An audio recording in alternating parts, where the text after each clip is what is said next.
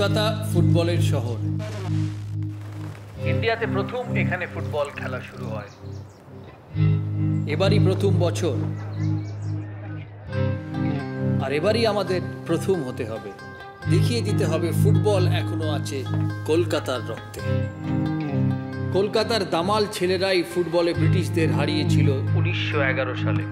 এই কলকাতা টিমকেও 2014-তে কেড়ে নিতে হবে সারা ভারতের পায়ের তলার মাটি। তবেই তো প্রথম চ্যাম্পিয়ন হিসেবে জায়গা মিলবে ইতিহাসের পাতায়। বাংলার বাঘ হয়ে তোমরা বিপক্ষকে ছিন্ন ভিন্ন করে দাও, ছিনিয়ে নিয়ে আসো জয়।